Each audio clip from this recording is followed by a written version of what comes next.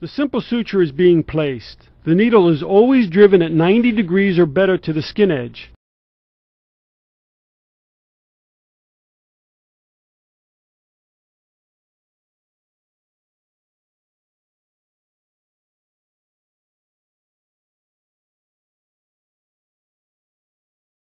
The simple instrument tie is shown in this case.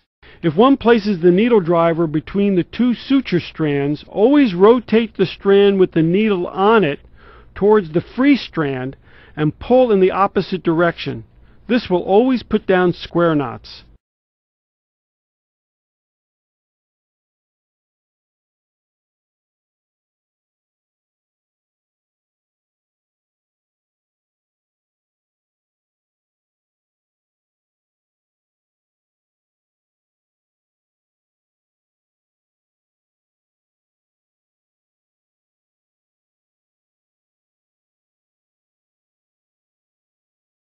The tied suture is trimmed with a small tail to prevent unwinding of the suture during healing.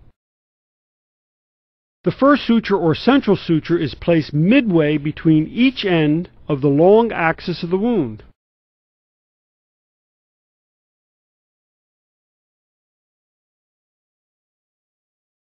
The second suture is then placed, according to the principles of halving, midway between the central suture and the end of the wound.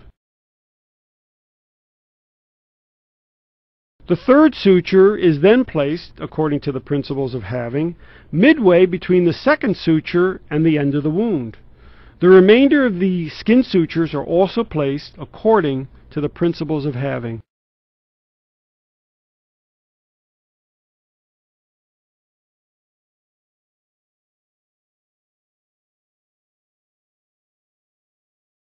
The horizontal mattress suture is placed much like a simple suture on the first throw.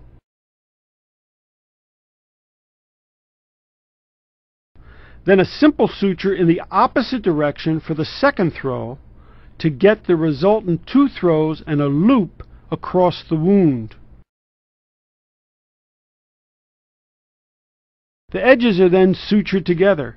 In this suture type, there is no free edge of suture crossing the external wound edge margin.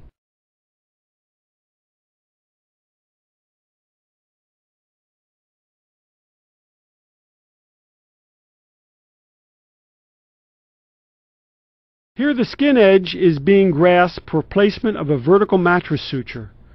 The first sutures are placed close to the skin edge in the intradermal plane and are used to oppose the epidermal or skin edges.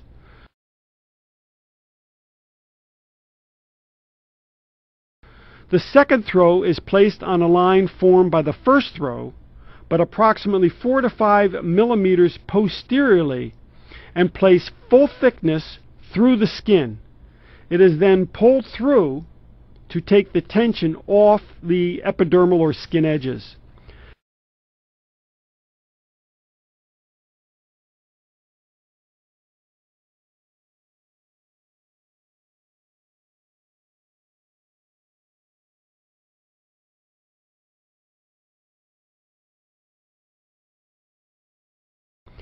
The free suture edges are closed, and one can see the resultant eversion of the skin edges with this suture technique. The skin edge eversion is one of the keys to getting good wound healing without broadening of the scar or producing a hypertrophic scar.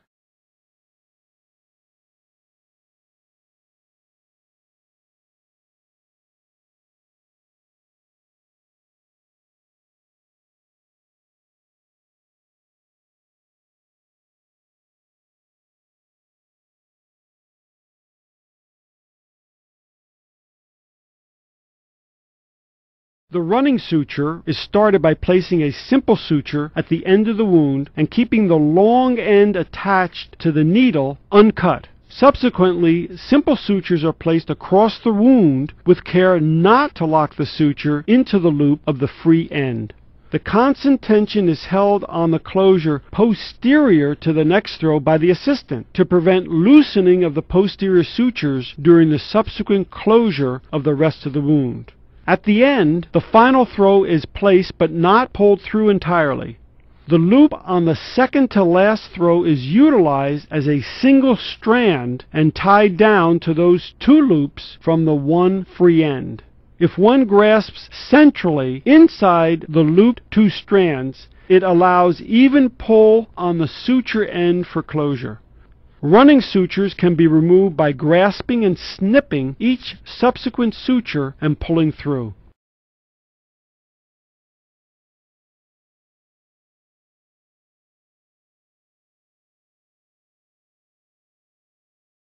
The running locking suture is started the same as the simple running suture, but in this situation the suture and each subsequent suture are brought through the resultant loop of the free end of the suture and the needle end.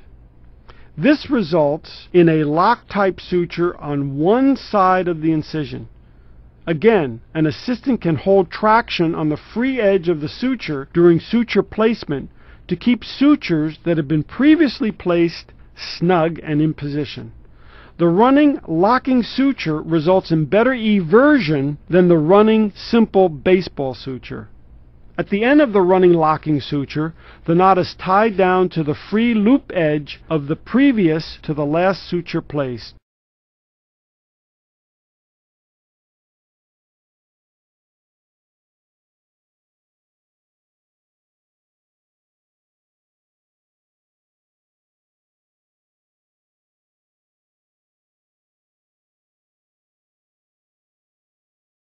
The running intracuticular suture is placed first by bringing the first suture in a line parallel to the apex of the wound into the soft tissue and then out the intradermal layer of the apex of the wound. The first throw is placed entirely in the intradermal layer of the skin just beyond the apex of the wound. The next throw is placed opposite this and slightly overlapping, but not entirely overlapping the first throw. Subsequent throws are placed back and forth across the wound.